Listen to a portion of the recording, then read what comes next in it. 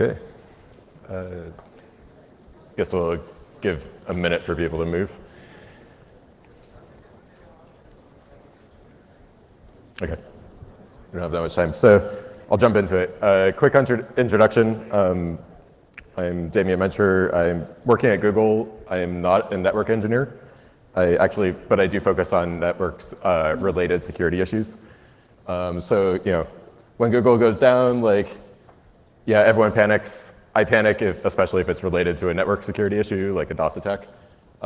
Because I focus on DOS, I write horrible, evil pages like this that serve you CAPTCHAs. I'm sorry, I know you hate me. Before Google, I was doing particle physics. So I'm really not a network engineer, but I do have a bit of a scientific background. Hopefully I can give you some interesting commentary. So today's talk, I'm going to be covering DOS attacks in general and going over sort of some general classifications of attacks. I'm going to survey some prior approaches to this problem of DOS attacks and why they failed. And then I'm going to wrap up with a solution to the problem, an actual practical solution that we can implement, and discuss ways to remediate attacks, even if there are sort of uncooperative sources of abuse. Just to give an example, this graph shows a legitimate traffic to one of our services in green. The red is attack traffic. So that gives you a sense of scale of what these things can look like. Okay, so let's get started. Obviously, there's a lot of news headlines. Big high bandwidth attacks are always out there, always seem to be increasing. Obviously, they're not going to decrease. Nobody's going to report on that.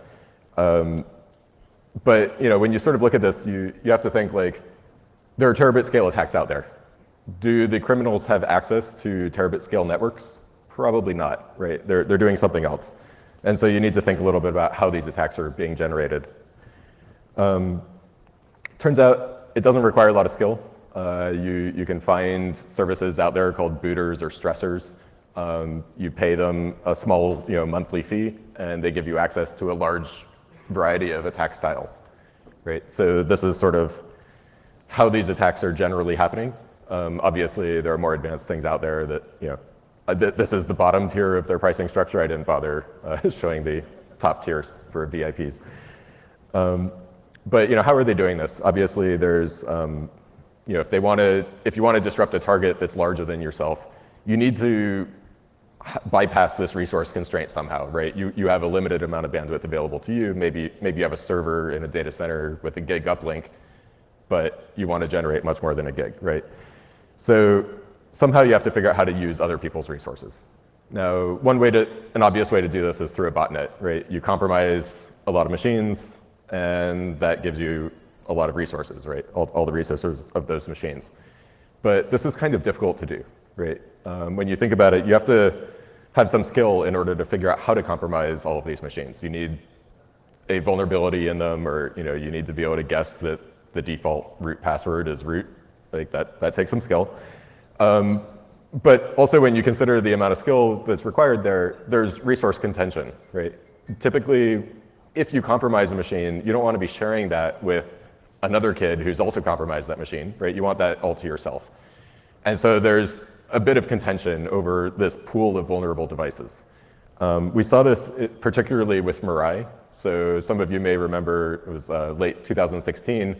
Mirai was this really big threat, right? It caused fairly large DOS attacks, like 623 gig, I think was the peak reported.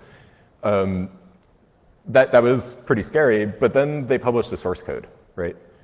And what happens immediately after that? Well, now there are 20 Mirai botnets. And it turns out that's not worse, right? That's actually a really big benefit to everyone, because if there are 20 Mirai botnets, each one only gets like 5% of the bots. And therefore, now you have a lot of little attacks that you can just absorb. And the other interesting thing about botnets is victims are incentivized to patch, right? If your bandwidth is totally toast because of being infected, you're going to want to fix that. So I don't worry too much about botnets because it's sort of a self-regulating problem. But there are sort of other methods out there. So something to consider is with, for example, DNS. If you make this very brief query for cpsc.gov and you ask it for everything, it gives you this massive response, right? Now, is that a problem? Well, think about this. It occurs over UDP, right? So imagine you're this evil cat. Cat pics are a necessity at NANOG, right, on the internet. So imagine you're an evil cat, and you want to attack somebody. Well, you can make a request with a source IP of your victim to a DNS server out there or any other type of UDP service that will give a larger response, right? And because you gave the source IP of your packet as the victim, that large response will go to your poor victim, right? And that victim is pretty much toast. To give you an example, the size that you can increase the bandwidth is a factor of 100 times, maybe even 1,000 times. There are some protocols where you can get even more, right? So that means that this attacker who has a 1 gig uplink from their server hosted somewhere can actually generate a terabit scale attack from their single machine. How do you know if you're getting hit by one of these? Well, it turns out that, here's an example of an attack that we saw in 2017. When you're receiving one of these, because you're receiving the responses from these servers, you see the source port is that server's, the port that server was listening on. So in this case, you can look at this attack, and you see that very frequently the source port was 53. This was a DNS amplification attack coming to us. You'll also see if you're using NetFlow, a lot of source port 0, those are packet fragments. So obviously the fragment doesn't contain a port number, right? And that gets reported as 0. As I sort of alluded to earlier, I don't want to imply that DNS is the only problematic protocol. There are several. This is on a log scale, but an example of a day of attacks that we saw to multiple victims. So the one that's standing out here, port 11211, is memcached. But you can also see here NTP, CLDAP, NTP, I don't know why I said NTP twice, SSDP, and fascinating, there was an attack I'd never noticed before, quote of the day, if anyone remembers that. So how do we defend against these? Well, obviously you have to be able to absorb the traffic somehow, right? So fat pipes. And it helps to have global peering. You don't want it to be able to aggregate in any single location. And you can use ACLs to sort of rate limit how much traffic you're letting into your network. Obviously, you don't want to completely block. The idea of the ACL is you want something that's throttling at a level that you can manage, and the higher you set that, the safer you're going to be, right? Or safer in the sense that you're not going to affect legitimate traffic unless you absolutely have to. These ACLs can be directional, so they only need to filter stuff coming into your network from one of the source ports that can be used for amplification. And you can also write your ACL so that it's limited in the size of the packet, right? If you're getting a small DNS response, that's not likely to be part of an attack. In terms of what we're seeing for growth, here's an example. I've been watching this for over 10 years. So I put this on a log scale because any other way it just blows up too fast and you can't see anything. But you'll see that this is going up pretty quickly even on a log scale. So think of this as exponential growth. That shouldn't surprise anyone. If you've heard of Moore's law, like computers tend to get exponentially better over time. That applies to everything related to computers. There's also an explosion in the internet, right? There are more devices out there, which means you're going to have not only more bandwidth per device or more compute power per device, but also more devices participating. So when I look at this, I wouldn't be at all surprised to see a 5 terabit attack right now. Like, I don't know if that would surprise anybody here. I hope it doesn't, but 5 terabits is sort of the expected value. When I mention this to my company's leadership, they say, okay, well, what if, that's just your prediction of average. What if it's above average? What if it's 10 terabits, right? So, you sort of think about it, like, who here is prepared for a 10 terabit attack? You have 10 T of spare capacity. Okay, I see one hand, only one, two, okay. 2 hands, great. What are the rest of you planning to do? Like, maybe this is a problem. Okay, so that's sort of the motivation for this talk. So first I want to go over like what others have done, because obviously a lot of work has been done in this area before. Some people have talked about, maybe UDP is the problem, right? UDP doesn't require a handshake at session setup, and therefore it can be, spoofing is an issue for it. Should we just block all UDP? Like, UDP should be forbidden on the internet. I think that's probably not a great solution. You're going to cause a lot of problems for existing things like DNS. Also quick, a lot of games use UDP because of the latency improvement, voice protocols. And also, this doesn't actually fully solve the problem. There's the concept out there of TCP amplification, right? So if you send a SYN packet to somebody, they're going to send a SYN-ACK back. What if you don't respond to that SYN-ACK? They're going to send you another SYN-ACK.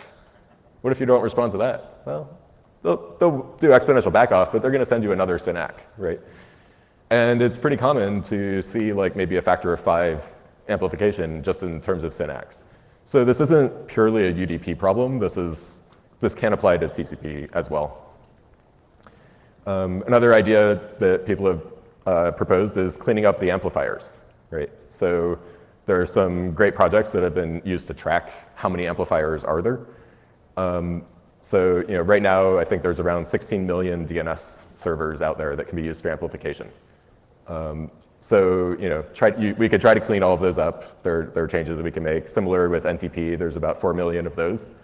You can change the default packages to not allow for amplification, but that's going to take a very long time to roll out, right? So, even if we do this today, and best case scenario, you imagine like, we get on the news, we get everyone to update, and we get a 99.9% success rate. Like, that would be so amazing. Like, look at all these people who patched.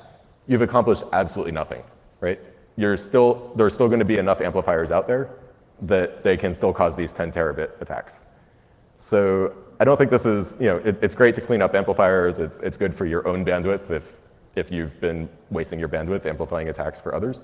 But this isn't a solution to the problem. Another thing, BCP 38. I assume everybody here has heard about it because it's 20 years old and gets brought up basically every year. Everyone's saying, hey, if everybody were a good citizen, then there would be no problems. That's sort of a generic statement, not just for the internet. It turns out there's something like 60,000 ASs out there, right? That sounds like a large number, but keep in mind this is like 1,000 times smaller than the number of amplifiers out there. So like we've already constrained the number of people we would need to convince to take action. And also, if you own an AS, you're probably a bit more technical than the average home user. So this does seem like it's the right direction to go. But obviously, this has been out for 20 years and there hasn't been much progress. And so I've thought a lot about why isn't there much progress there. And part of this is the lack of awareness, right? Like there are networks, some new network up there, maybe they don't come to NANOG as often as they should. And they might be sending spoof traffic out and not aware that they're doing it or that it's a problem, right? So they just need to be informed. There's also a difficulty with lack of accountability. It turns out that if nobody knows that you're sending this abuse, then you can't really be held responsible for it. So not really your problem. So there's no strong incentive for people to clean up because they can't really be traced anyway. There's an interesting analogy here to like pollution, right? If you're polluting, it's sort of bad for everyone, but nobody can really pin it on you specifically without significant effort. Okay, so I feel like, there's been a lot of guesses at solutions, but rather than guessing, I think maybe we should just try to design a solution. So, what goes into designing a good solution to this problem? Well, one way I think of it is you're going to make progress if you have people be incentivized to make a change, right? You need some incentive. And you also need to have as few people involved as possible, right? Obviously, you can't have millions of people adjust their behavior. Even tens of thousands might be too many, right? So you need to try to minimize how many people are involved. So first, I want to try to reduce that number of 60,000 ASNs to, can we identify just the problematic ones? And how would we go about doing that? Well, it turns out, in order to launch one of these attacks, you're typically reflecting off of a very, very large number of devices. So, thousands or tens of thousands of DNS servers or NTP servers, depending on whatever the attack style is, right? The attacker has no choice but to reflect off a lot of them. And in addition to that, they need them to be spread out sort of across the entire internet. it doesn't help me to find like, 1,000 DNS servers all at a single hosting provider or at a single ISP, because basically you're just going to knock that ISP off the internet when they try to send this much to their upstream, right? So you do want it globally distributed. So we can use this to our advantage, because this means that you basically have a window into the attacker's traffic, right? They're trying to reflect off of servers if you have any of these servers on your network. Now, you could set up one of these servers on your network, but fortunately for most of us, we have customers who do that for us, right? It's the great thing about customers. So they're already running this infrastructure on our behalf, right? All we have to do is look at our data to take advantage of that information that they're collecting. So we need to figure out how to identify where these packets are entering our network, the spoofed packets coming from the attacker. So one simple thing you could do is router counters, right? If you deploy a term like this on your routers, this is basically just looking for UDP packets that are destined to amplification ports, right? So ports that are commonly used by attackers for launching amplification attacks. If you put this on your routers, then you get like a per link count of where this traffic is coming from. And that'll give you a great insight into if any of your peers are likely the source of these types of attacks, right? Obviously, if you're a leaf node and your only peer is a transit provider, this isn't going to be very helpful to you. But if you have a lot of peers, then this can be used essentially for some form of traceback. Now, keep in mind, this isn't going to show up, this is only going to show like the largest attacks. But as you get closer to the source, these things are very focused, right? The spoof traffic is probably coming from only one or two original sources. And so as you get nearer to that, it's easier to see it. And this is certainly a lot easier than like trying to get a packet capture on your router and then look and see which port it came in on and then go to that router, right? If you have any monitoring of your network infrastructure with router counters, this is an easy one to add that'll give you a great visibility. But still, that's a bit of a pain. Much easier, if you can do it, is NetFlow or SFlow. So, obviously, here, like a lot of people should have NetFlow. It's really sort of essential for debugging any traffic weirdness. So I strongly encourage it. I know some people are nervous about having NetFlow. They have concerns about the size of the data that they're collecting. But keep in mind, this can be sampled. So you can reduce the amount of data you have to receive. You can address privacy concerns with a two-week retention period. It's very rare for anybody to need you to trace an attack that happened more than a few days ago. And then analysis is also typically a problem. I recommend putting it into some sort of database. And there are open source solutions that allow for that. To give an example of how this can be used, I'm showing some actual data from our NetFlow from recent past, where I'm just saying for each peering link, tell me how many source ASs we saw over that single peering link, right? So the top one here is an internet exchange. This exchange has 29 connected networks. Some of them may have a customer cone with additional downstream members, but I find it hard to believe that there are really 44,000 ASs that somehow have a customer cone that comes up through this single peering exchange. So this is sort of a very rough way of getting a sense of where attacks might be coming from. Obviously, if you have full NetFlow data, you can do a much more detailed analysis, looking at the specific ports and filtering on UDP or whatever you want. But I'm not trying to shame people here. Obviously, some of these may be legitimate or not. I'm just trying to show that this is actually possible. I don't want people to come away thinking that I'm pitching something that can't actually be done. And obviously, here this is just the top 20, right? There are many more.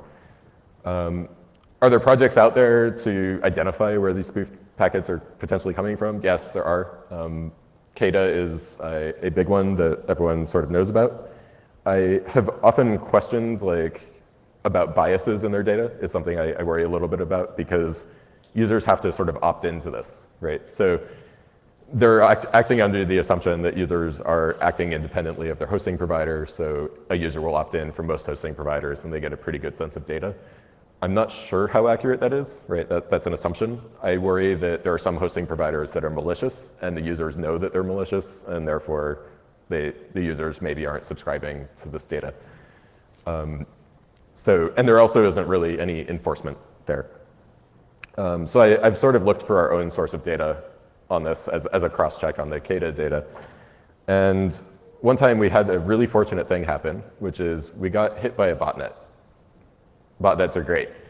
It turns out that this botnet was spoofing packets.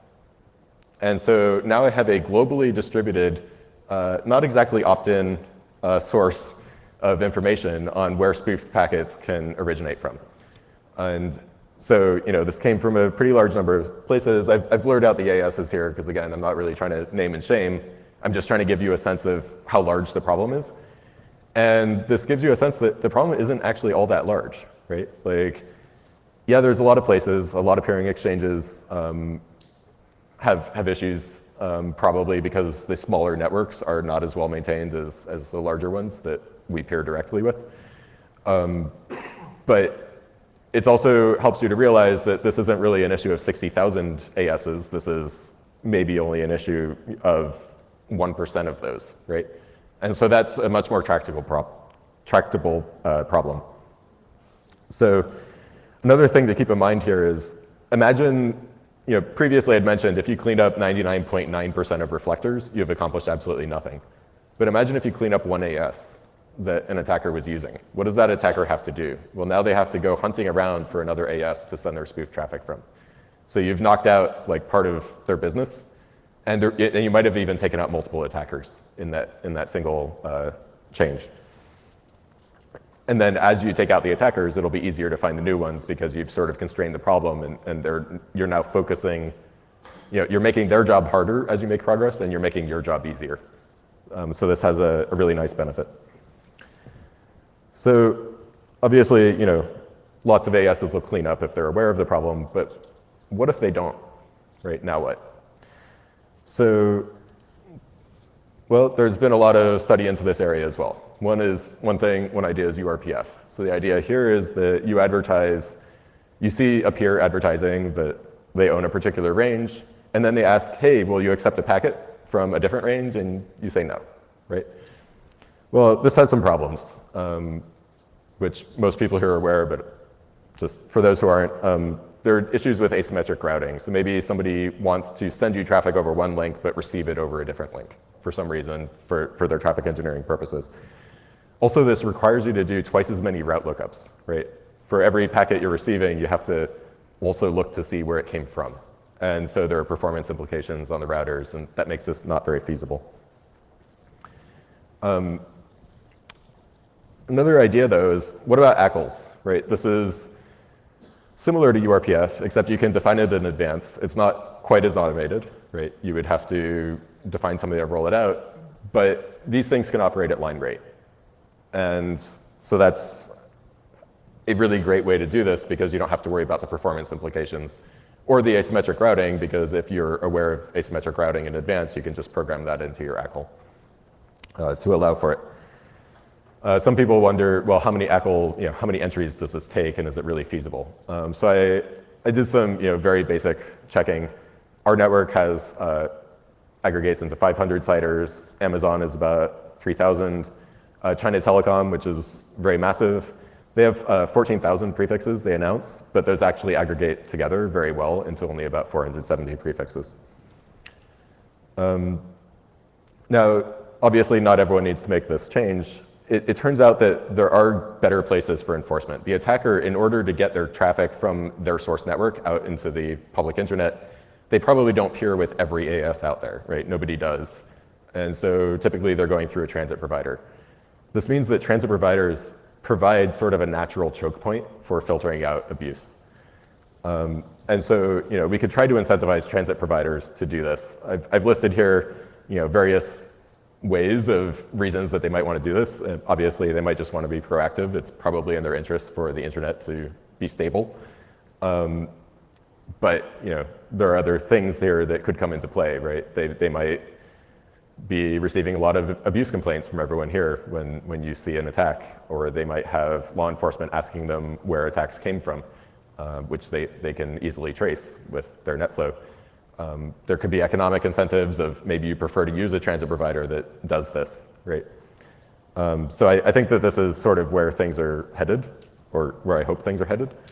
But I just want to close with what I want people to keep in mind. So obviously software vendors, like, we don't want to allow amplification if we can avoid it. When you're designing new protocols or modifying existing protocols, try to minimize that.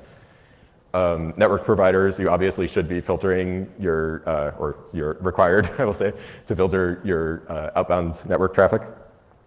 And if you're receiving an attack, you should feel free to ask your transit provider where that attack is coming from and ask them to filter that out so that it doesn't come to you, right? And finally, the thing that I'd like to add that's new to this is that transit providers should be using NetFlow to figure out where spoof traffic is originating on the internet. They are in a great position to do this, and they can definitely do that. And then they should notify those customers and say, hey, are you aware that you're sending this spoof traffic? And if the customer is aware they're doing it, and they continue to do it and refuse to do anything about it, then consider applying an ACL, and you can cut off this attack traffic completely, right? And you don't have to apply ACLs to everyone. You only have to do that for the problematic customers. So with that, I will conclude and open it up for questions. Anybody? Anyone awake? Okay.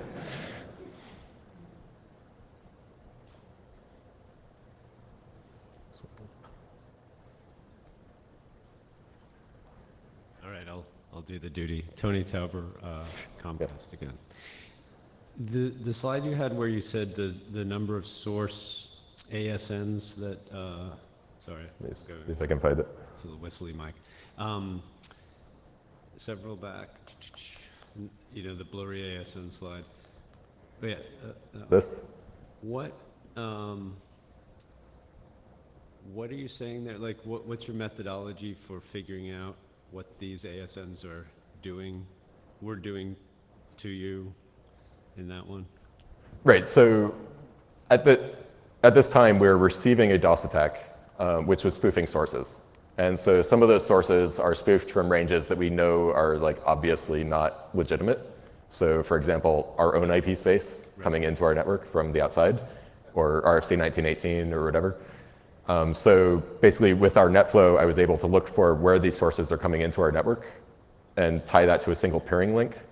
And then I can look up who is on the other side of that wire, right? Or fiber, right? So the traffic, so an example of like a DNS amplification, they are using your IP address and then the DNS server's IP address. That's the packet you're getting, right? So this was not a DNS amplification attack to generate this data. This was like a spoof SYN flood. Oh, okay. Oh, okay. In that case, I think I see how it could work out. So it was different. Yeah. Makes sense. No, it would be good to get that kind of data, and with maybe for a future project to mash it with, say, spoofer and see kind of where overlaps are and aren't, and maybe that would be interesting. Right. Yeah. I think a challenge here is I can't collect this data whenever I want. I need to convince a botnet to attack me. So I only get occasional snapshots. Consider it a challenge? No, I don't know. Yeah. I love attacks. They're fun. Thanks. Anything else? Good.